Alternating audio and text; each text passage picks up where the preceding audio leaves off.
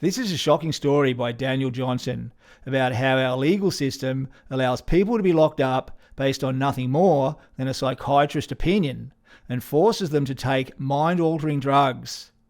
It sounds like something out of a 19th century horror story, right? But it isn't.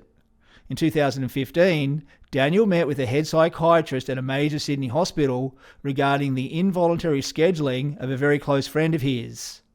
What they mean by involuntary scheduling is that his friend had been locked up. She'd been incarcerated.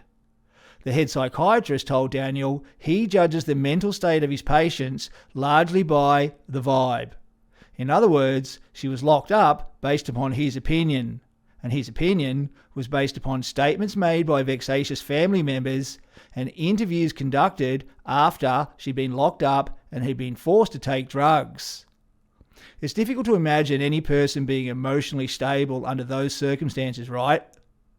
Now, her behaviour prior to being locked up didn't indicate she was a danger to herself or to anyone else, which is the threshold required under the New South Wales Mental Health Act. On the contrary, in the days before she was locked up, her work colleagues said she showed no signs of mania and she'd seen her GP who said she was fine.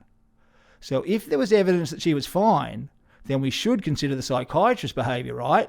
Since she was locked up based upon his opinion.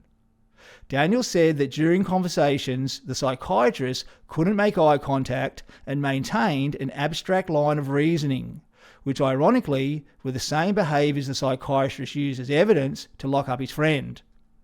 Daniel also said that when he hired a well-known lawyer to request a mental health tribunal hearing, the psychiatrist agreed to a graduated release, even though her behaviour was no different than it was 5 weeks earlier when she was locked up.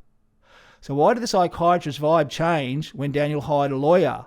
Why was she no longer a danger to herself or others? In my mind, she never was.